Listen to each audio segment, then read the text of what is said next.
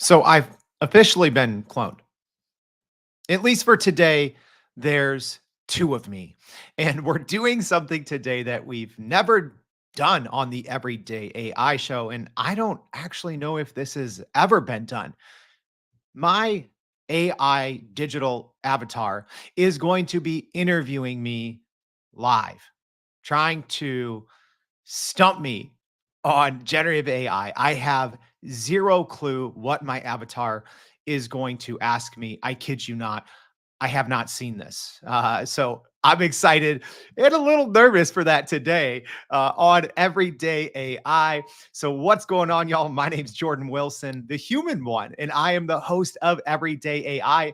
And this is for you. This is your daily live stream podcast and free daily newsletter, helping everyday people like you and me learn and leverage generative AI. So, today's show is a special one, and I'm excited to partner with our one on today's show. Some more on that in a minute. But if you haven't already, make sure to go to youreverydayai.com, sign up for the free daily newsletter. If you're listening on the podcast, thank you as always. This might be one of those you're gonna want to watch. Just saying, I don't know what's gonna happen, so we're gonna find out live. And on our website, as always, it is like a free generative AI university now with almost 300 episodes. So make sure you go check that out. And hey, for our live stream audience, thank you for tuning in. Woozy and Dutch and Brian and all of you, thanks for tuning in. This one's a little different. I'm on the other side. My AI avatar from hour one is going to be interviewing me. I have no clue what the questions are. So should I keep it? Should I keep it light? Should I keep it spicy? It is Hot Take Tuesday. There's two of me. So let me know if I should bring it in hot, if I should be nice. If I'm being honest, I don't even know what topics we are covering. So shout out to Brandon on our team that helped put this digital avatar together with our one. So before we get started in this fun episode of Everyday AI, let's go over what's happening in AI news as we do every day. All right. So humans are taking back some jobs from AI. So, according to reports, McDonald's is ending its 2-year partnership with IBM to implement AI technology for taking drive-through orders. The company plans to explore other voice ordering solutions and is optimistic about the role of AI in its future operations. So, McDonald's, like I said, is ending its partnership with IBM to implement AI for voice ordering in the drive-through. Customers have experienced some difficulties with the technology, such as receiving incorrect or unwanted items.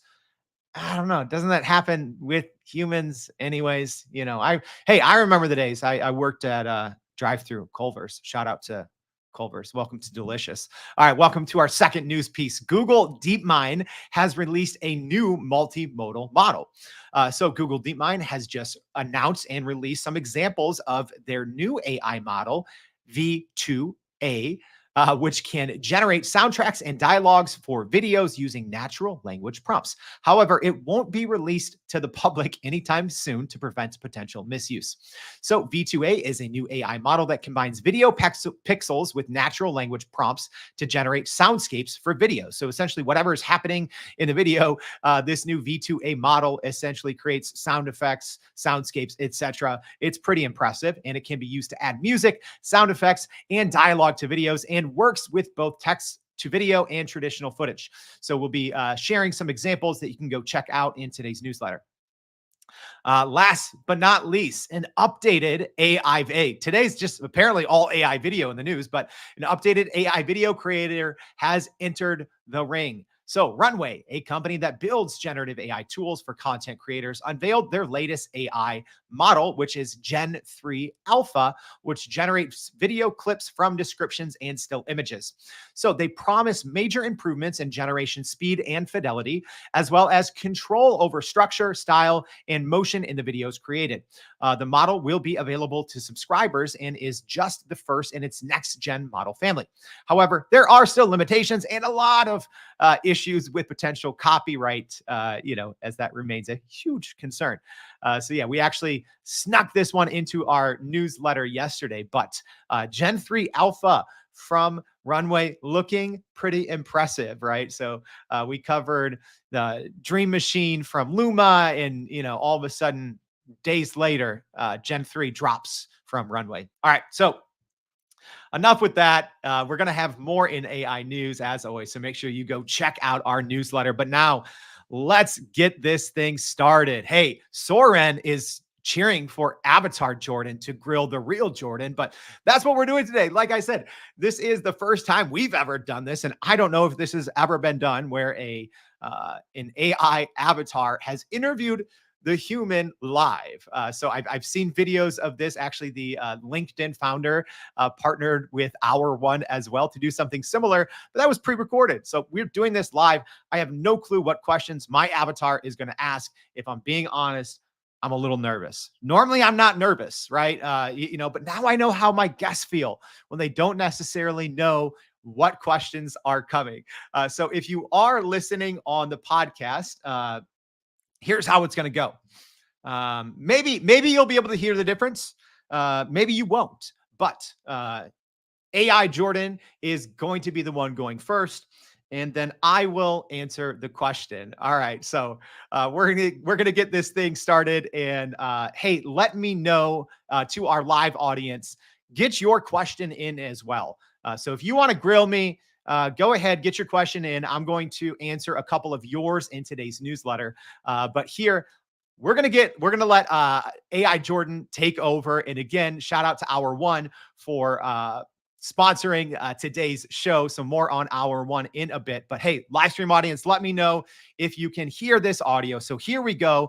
I'm handing it over to AI Jordan, who I think is going to introduce himself and then get to grilling. All right. So let me know, live stream audience, if you can hear this. And here we go.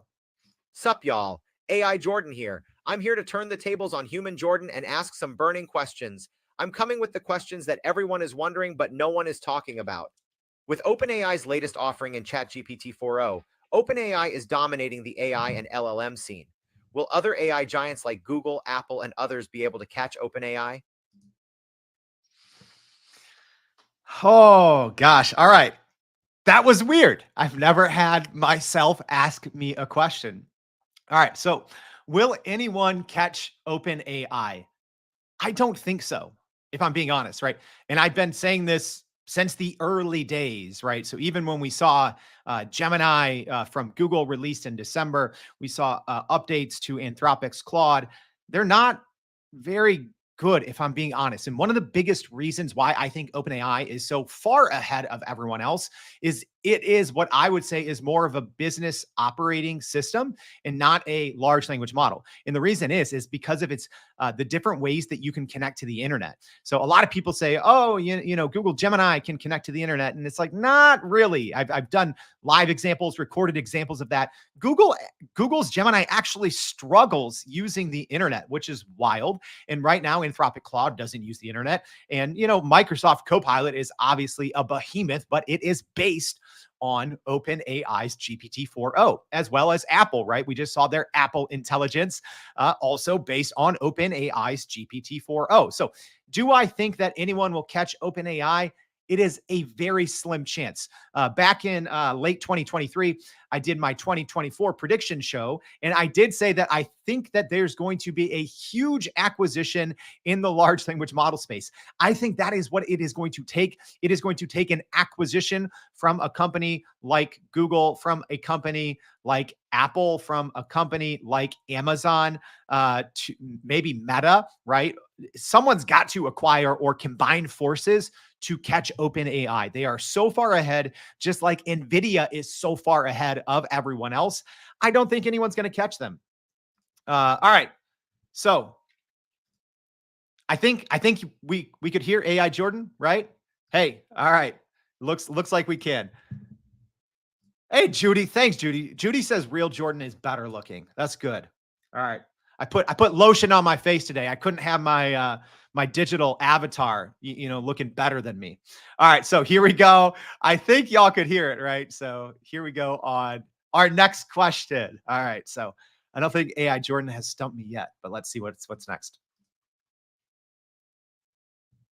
With AI models having the ability to generate writing, images, videos, audio, and more, the case for AI being creative has been questioned. Do you think AI is more creative than humans? Bonus. Will creatives cease to exist?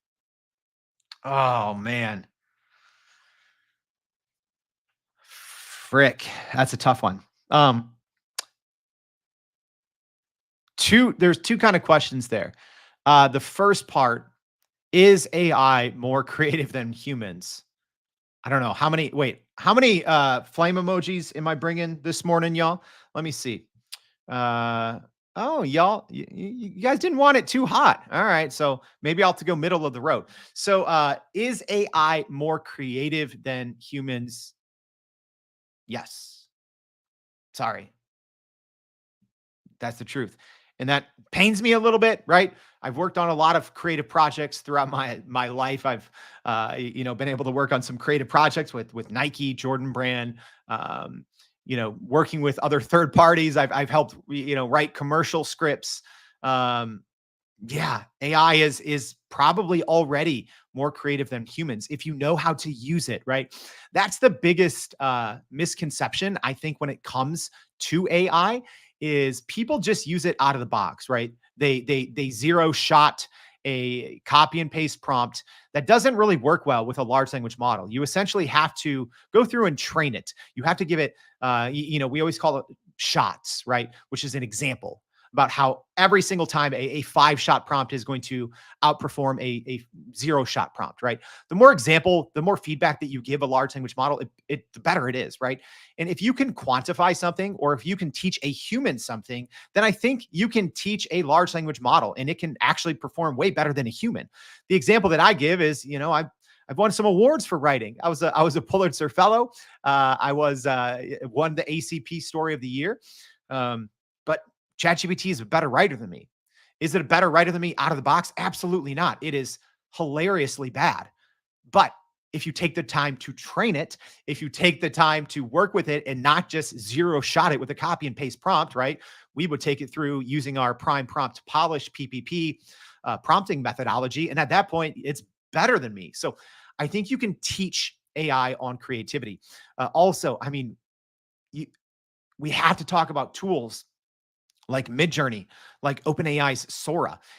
If you get the average, most creative human in the room, and I have to choose, either I can be with that human or I can have access to any large language model, any AI image generator, any AI video generator, and I have to produce something creative every single time. I'm going with the AI. Yo, that's the future of work. We can't think of this anymore as, human versus AI, because AI wins or will win if it's not already winning every single time. Follow the money. The biggest companies in the world, the only $1 trillion companies by market cap in the US are those building AI technologies and investing in it, right? So same thing. The future of knowledge work, the future of creativity. My bet is placed on AI every single time. All right. Sorry. Yeah, I'm stirring the pot here a little bit, y'all. That's the truth, right? It doesn't mean humans should stop being creative. Do I think that AI will replace human creativity? No. But if a human is not already using AI and they work in a creative field, I don't think that they are going to have much longevity, or it is a low likelihood that if you are working in a creative space and not already implementing generative AI in your day to day, yeah, it's not looking good for you. All right, let's go. Next question. What do With you got? AI chatbots like ChatGPT becoming the new place to search for anything and Google adding its AI overviews to Google search, the future of SEO is uncertain. What do you think will happen with traditional SEO and the future of AI search? Oof. All right, I talked about this before, and I do have to say, I've been quote unquote doing SEO. I don't know. I mean, I was dabbling around with it in the late 90s. So I've been doing it for a while. We've helped a lot of clients. So I have a digital strategy company as well as Everyday AI. So I know probably more about SEO than your average person, or even maybe your average SEO professional. I would say it's something that I'm very good at. So This answer depends. And if you're, hey, if you're an SEO professional, you'll probably appreciate the fact that I say it depends, right? So inside joke there. But will I say this? I think local service-based SEO isn't going away in the next couple of years. Do I think traditional SEO is going to die? No. Is it going to change completely? Absolutely. Y'all, start using on a day-to-day, start using Perplexity, start using the new Browse with Bing, right? Yeah, from Browse with Bing from OpenAI. I did a video on this. No one covered this. Under the covers with GPT-4o, it's become an answers engine. It is wild. Traditional web search feels archaic. It feels like the biggest waste of time. Anytime you open up a web page now, because all of these companies are losing so much money because they're getting so much less traffic, because more and more people are using ChatGPT, more and more people are using Perplexity, more and more people are using, u.com, more and more people are using Google Gemini. Fewer people are actually visiting web pages. So when you do actually visit web pages, the display ads and the pop-up ads are way more, because these publishing companies, to stay in business, still have to make up and recoup that revenue. So they're just doubling down on the amount of ads. So I said this like 9 months ago on a show. Using the internet has become unbearable. I hate it. And I think that consumers, as more and more consumers start to use AI, and especially now that GPT-4o is free, and you don't even need an account to use it, I think more and more people are going to get away from traditional SEO. I do think that these companies are going to start making money just through paid partnerships, right? We've seen that with OpenAI striking up a lot of partnerships, Google as well, and a lot of lawsuits, right? So there's going to be countless lawsuits this year and in years to come from publishers who were previously getting all of their ad revenue from that organic traffic, from SEO, from people Googling something and landing on their page. Now they're not getting it anymore. So yeah, there's going to be a lot of lawsuits, but I do think for local service-based businesses, I don't think that's going away anytime soon. As these AI voice assistants get a little smarter, we might see that. But for the short term, I think local service-based SEO isn't going to be too disruptive. Everything else, I'm not going to say it's going to die, but it's going to be greatly impacted. Next What's the question. number one question that everyone is asking? Will AI take your job? We've covered this topic in detail many times before. With that being said, if you had to choose, which 5 careers should be looking for a new job tomorrow? Oh gosh, AI Jordan. AI Jordan's going to get me in trouble. Oh man. Oh gosh. Which 5 careers? All right. Okay, I'll say this. Which 5 careers? Oh man. All right. So I'm gonna say data, like data entry, right? Um, that's going to be going sooner rather than later. I'd say researchers. I'd say you're not gonna like this, people out there. I think you're gonna see a lot of project management jobs go away, uh, or just completely change or get minimized. Let's see, is that 3? I don't know if I'm gonna be able to rattle 5 off the top of my head. This hurts as someone that's been getting paid to write for 20 years, but I think content writers for the most part. And then I will also say executive assistants or personal assistants because of I mean, we haven't even really dove into agents and what those capabilities are. So yeah, I'm sorry if that's you. So I'm not saying your job's going away tomorrow. That's not what I'm saying. I'm saying there's going to be new careers in those fields that are just completely different. But those traditional jobs, I think they're going to be going away or greatly changing very soon. Oh wow. Hey, AI Jordan says podcast hosting, Woozy. Oh my gosh, love to see it. Yeah, Michael, I agree. I'm like, my AI version is going to get me canceled by putting me on the hot seat. My gosh. Oh, are you guys enjoying this? I'm crawling in my skin slightly. My AI clone from hour 1 is pulling no punches. All right, let's keep going. I think we have a couple more questions. I got to go faster, otherwise it's going to turn into a 2-hour episode. And a reminder, if if you want to grill me as well, put a question in the chat here if you're joining us on LinkedIn or YouTube or Twitter or wherever, and I'll try to answer some in the newsletter. Okay, what's AI Jordan got next? Here we go. Some people worry that we're slowly building up AI to have too much power and control. With companies working toward AGI, the possible outcomes are unknown. Is there a risk that AI could evolve beyond our control and become a dominant force over humanity? Mm. Whew. Jeez. I do not have enough coffee in my system for this. Uh, Geez, so far I'd say my AI avatar is winning this battle of interviewing.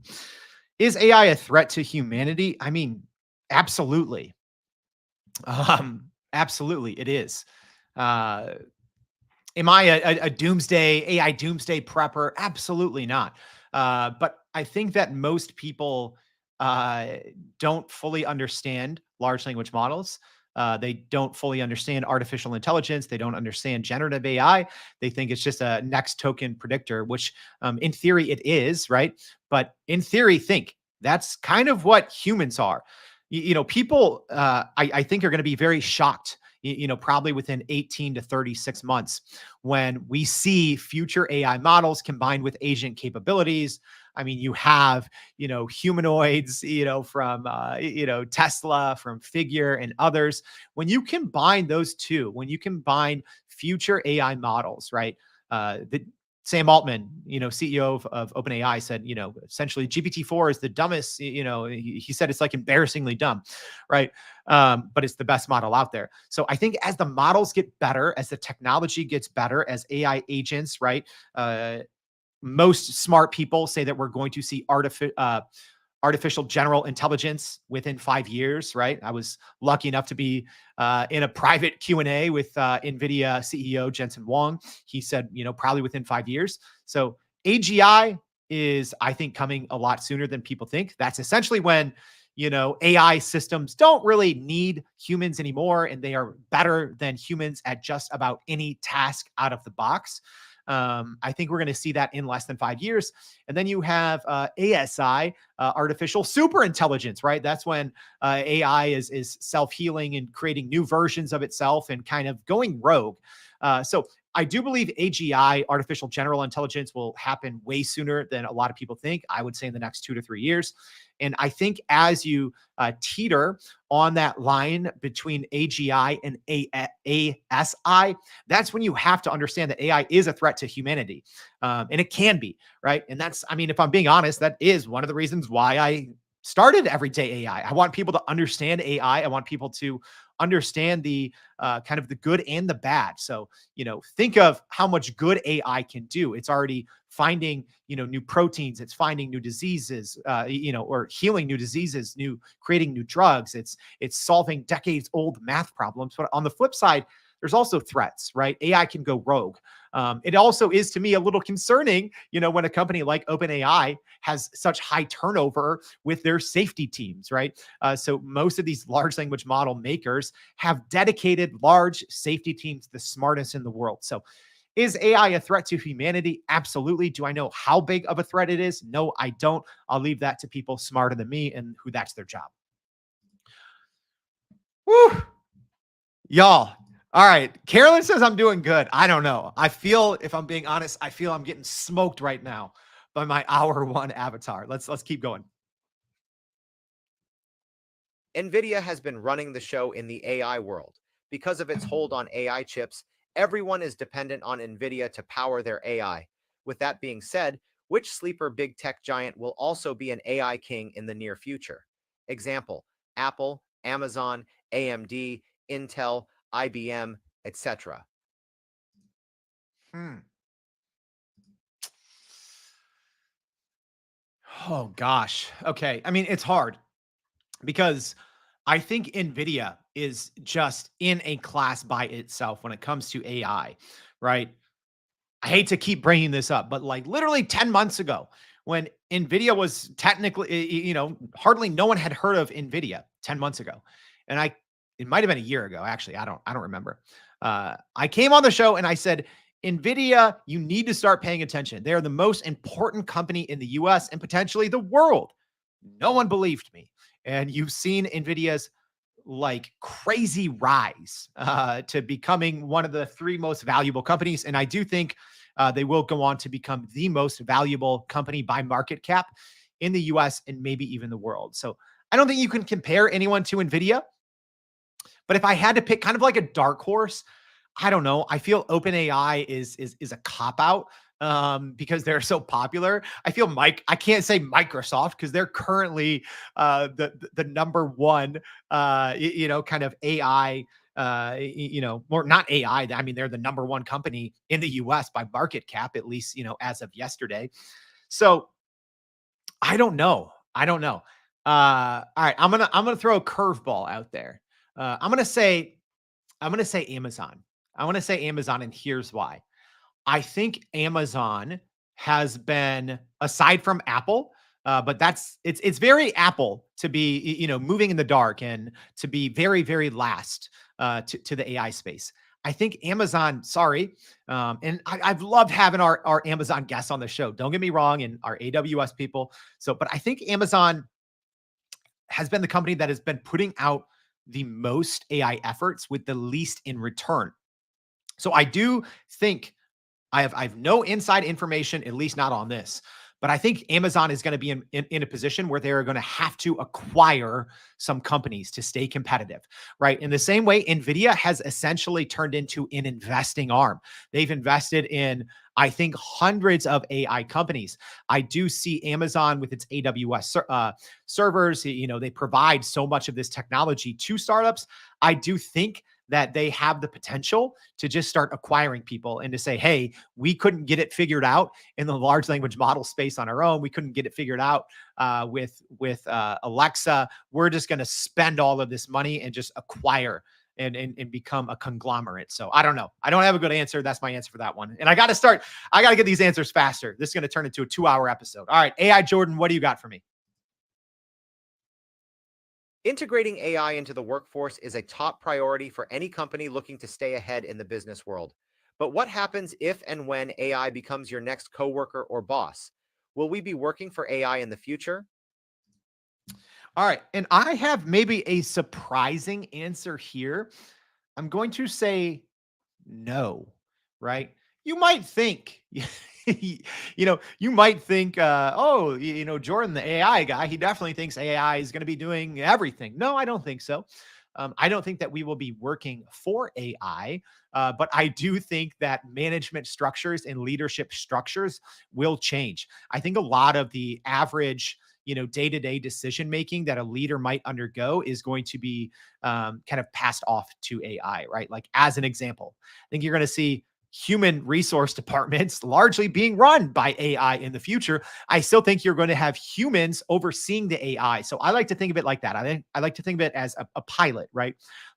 Right now, a pilot doesn't really fly the entire plane, the big planes front to back. It's somewhat automated, right? They are still overseeing the systems that automate the flight, but it's still a human in charge. So I think that's ultimately what it's going to be. I think that the most successful companies are going to start very small and they're going to be literally AI first, where they're going to have AI agent capabilities, making a lot of these decisions for them, automating a lot of, normally very time intensive processes, and they'll scale from there. So I don't think that we will necessarily have an AI boss, but let's just say you have 3 or 4 direct reports right now. I think in the future that's going to go down, and the amount of AI that your supervisor or your C-suite people are using across the board is just going to increase. All right, AI Jordan, what you got next? Although the US has led in AI innovation, the EU and China have been making some major moves to catch up. Will the US fall behind in AI innovation to other competitors worldwide? If so, who? I don't think so. I'd say right now The only country that is even in the same ballpark as the US is China. And we've seen a lot of, both large language models from Alibaba that came out literally last week that are performing at a very high level. We've seen Kling, the AI video platform, look very impressive, almost Sora-esque. So, I mean, you can't just judge a country's ability to compete in AI just by the shiny tool, right? You also have to think about processors, GPUs, etc. But China, I think, is the only one that is competing with the US in almost every category across the board. I think right now in the EU, there's too much regulation. Here in the US, it's the Wild West. There's really zero regulation. I mean, there's the Biden White House has their executive order on AI. There's this group of 7 leaders from top companies that have like an unofficial handshake with the government to do nice things, but that doesn't have teeth. There's no merit. So I mean, with that, I think AI innovation is too important to the U.S. economy right now for any other country to catch, kind of quote unquote catch the U.S. I think China is the only one, I'd say, in the next couple of years that has a shot. But I mean, I've been very impressed with just the last 3 months. I think if you were just to look at the last 3 months of innovation, new products in a bottle, China's ahead of the US. If you just look at the last 3 months. But if you look at today, current day use perspective, the US is still ahead by a large margin of every single other superpower, because I think people have grown to understand how important AI is to the US economy. All right, we're going to take a short kind of little break here, and I want to go ahead and tell y'all a little bit about today's sponsor of the show. I mean, are you guys impressed with the AI Jordan? I'm pretty impressed. But anyways, let's just quickly, I want to talk about Hour One. So shout out to Hour One for sponsoring today's show. So, I mean, the world of communication is changing, and that's why you need to pay attention to Hour One. So let's say you have a huge onboarding session for employees in different time zones, maybe people speaking different languages, or maybe you deliver the same live training every single week. That's 95% the same, and you're only changing a few things. Or maybe you just need to create an engaging training video series for a global audience, right? So that's where Hour One comes in. So there's a lot that Hour One can do, but here's some of my features that I think that you should be paying attention to. I mean, there's an intuitive interface for easy video creation, the digital AI avatar technology for a personal touch, high quality video production comparable to industry standards. There's an array of features and templates or you can make your own, and it is time and cost efficient for video editing. So even before today's episode, sponsored by Hour One, we were using their technology on our website, and it's been such an engaging way and a fun way to connect with our audience, and you can too.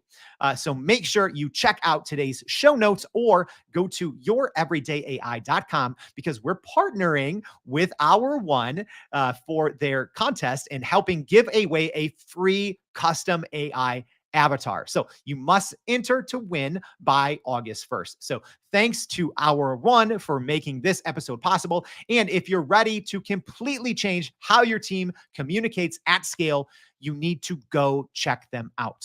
All right. So thanks to Hour One. Now let's get back to my avatar grilling me. Let's see what we got. AI Jordan, the stage is yours again. With the release of AI models like ChatGPT 4.0, the push for conversational AI is here. With the help of future advancements, could AI ever replace human companionship and relationships? Y'all, this is something I don't understand, but it is apparently a booming industry. AI companionship.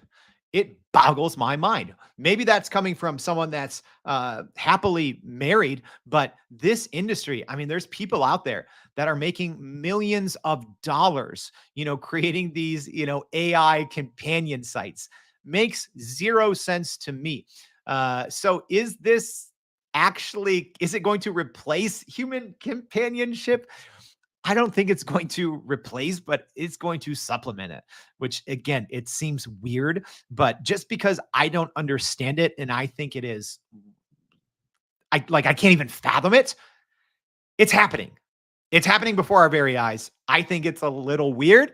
I don't understand it. So yeah, but it's happening, AI Jordan. Hey, Danny is saying AI Jordan is a great interviewer. He did his homework to prepare for this session. Yeah. It's grilling me.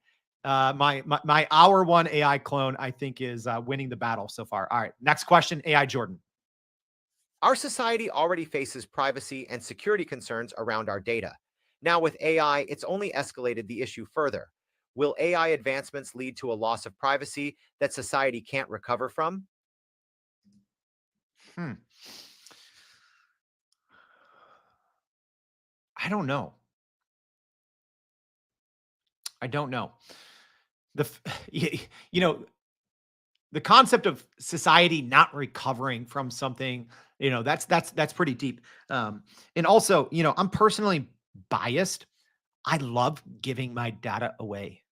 I don't personally care, right? I mean, I guess it depends on what data, right? I'm saying like my personal preferences. I'm not saying my, social security number or my credit card information, but my other data, which I think is probably what AI Jordan was getting to here. I personally don't care. I want Google and OpenAI and everyone else. Can I give like YouTube TV just all my preferences so I can only see commercials that are highly targeted toward me? Why haven't we had that yet?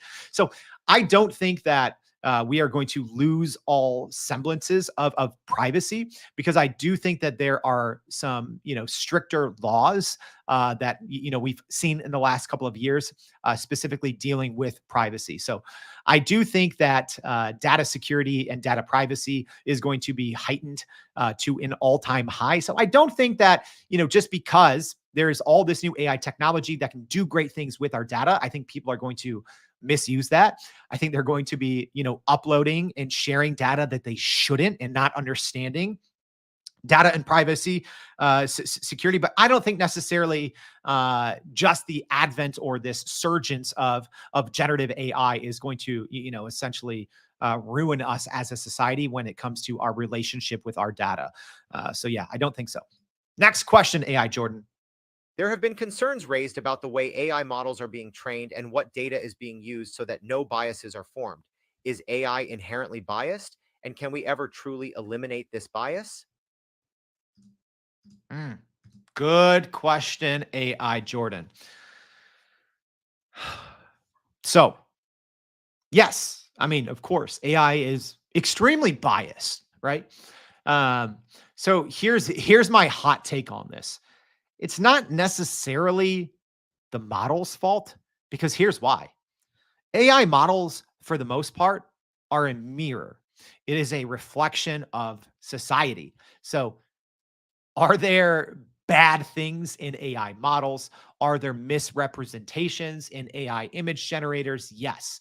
But that reflects, for better or worse, and normally it's worse, right? That reflects human society, right? Essentially, large language models and AI models are AI, diffusion models, so image, video, etc., are just trained on the entirety of the internet, right? Everything out there.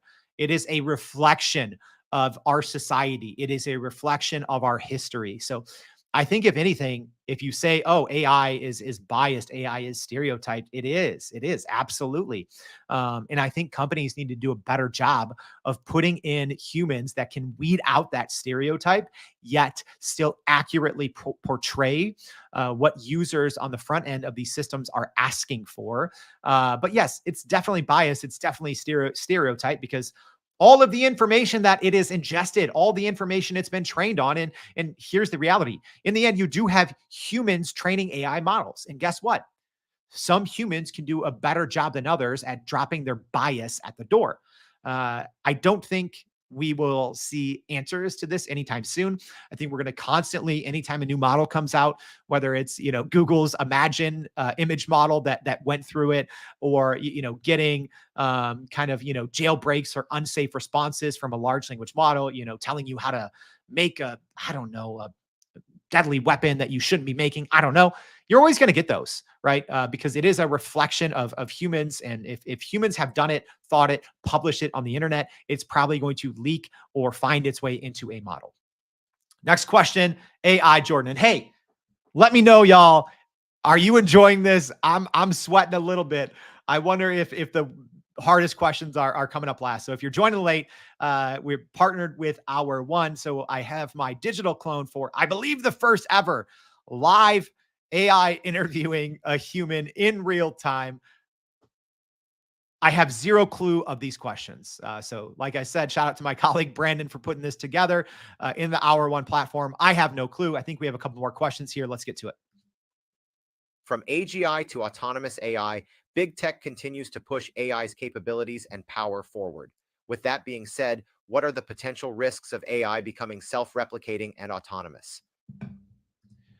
Yeah. So that part's huge. So kind of touched on that earlier on this fine line between AGI and ASI. So, I mean, there's definitely huge risks, right? I tend not to think about it or talk about it too much because that is not my area of expertise. Do I have hot takes? Sure. But what are the risks? I mean, the risks are when you go, when we've had artificial general intelligence and, AI systems are smarter than humans in every single aspect. Probably the biggest risk is when you do have that, self-replicating or self-healing, when you start to see this artificial super intelligence, when AI is creating new AIs without being prompted to, right? Or against the wills or wishes of the humans that created it. So will we ever get to that point? I don't know. It's obviously a very, very real threat. The smartest people in the world that have been in artificial intelligence for decades have been warning of this. You have world leaders warning of this. So it is definitely a risk. I don't know the exact kind of where that line is drawn in the sand, but I know it's somewhere between AGI and artificial super intelligence. But yeah, it's scary. It's wild. Next question, AI Jordan. Companies like Figure AI and Boston Dynamics have shown us a glimpse of what AI robots will look and feel like. Will AI robots eventually become a normal part of society in our day-to-day lives? Hmm. Good question. Yes, absolutely. Here's I guess it's hot take Tuesday. So you are seeing now for the first time these humanoid AI robots rolling out with a couple of things that they didn't have before. Mainly the ability to interact and interface with large language models. So we shared an example a couple months ago of the new Figure O1. So I actually think the first iteration of these robots, these humanoids, whatever you want to call them, aren't going to be wildly successful. They're going to be a little problematic because there's so much hype, right? It's like I feel the first thing for the first commercially available flying car, whenever that happens, which what the heck? Like we were supposed to have that, I don't know, 20 years ago. I think the first version of these that is going to be available to the everyday business, maybe even, business, or sorry, maybe even in the homes. I think the first versions are going to flop a little bit, but in the future, I definitely see, and people smarter than me say that there's going to be just as many uh, robots or humanoids out there as humans. I don't see that because of cost. However, it's possible, but I do say maybe in 5 years or less. Yes, it is going to be a common occurrence to see humanoid robots kind of out in the wild, so to speak. I'm not personally prepared for that. I think it's going to be weird, but yeah, we're going to see it soon. AI clones like myself are becoming more advanced thanks to innovative companies like Our One, who made me. Do you think I could steal your job as the everyday AI host? Oh gosh. Oh, live stream audience. What do you guys think? Um, I'll say this. I'll say this. I think my hour one AI avatar did a good job of grilling me. Uh, will AI Jordan replace human Jordan? I don't know. Yes or no, live stream audience. Is it going to replace me? I think it did a good job, if I'm being honest. I think not just the delivery. I think the hour one technology is great, and maybe I'll share about some behind the scenes in today's newsletter on how we created it. Um, I don't think it's going to replace me or humans, right? I do this live, and right now with this technology, you have to generate these videos, right? Will there be a time when this technology from Hour One and others can create things in real time? I'm sure it will. Will we be? I mean, you're already starting to see it, right? The ability to chat with AI clones on people's websites, right? Like clones of themselves. So is it possible? Yes. Is AI, Jordan, going to replace me? I'm going to say no. I'm going to say no. But hey, at least for today, I have to tip my cap off to AI Jordan. So let's see. I think we might have a little parting gift. Let's see. Well, that's it from me, y'all. Hope you enjoyed this as much as I did. I'll hand it back over to Human Jordan. Peace. All right. So that is a wrap for today. My gosh, I feel like I'm going to breathe just a sigh of relief, y'all. I cannot tell you. Again, I don't get nervous. I'm not like a nervous person. And I was a little nervous this morning, right? Because I had no clue what my AI avatar was going to ask me. I had to respond to it live. I wanted to do something. I wanted to bring you guys a little bit of entertainment. So hopefully this was entertaining. Hopefully this was fun for you. But also, please make sure if you haven't already, well, first of all, join us tomorrow. We're going to have an executive from Hour One joining the show, giving us all the insides and insights onto their technology. But also, please go to youreverydayai.com, sign up for our free daily newsletter, because we're going to have a lot more. Like I said, we're going to share some behind the scenes of today, or how we even created this AI avatar. It's a really cool process. I love how Hour One did it. They went through all of the safeguards, right? Because this isn't deep fake. No one can go out there and use it. This is just for me. This is just for our team. We can only use it, right? So I love the safety measures and everything that Hour One went through.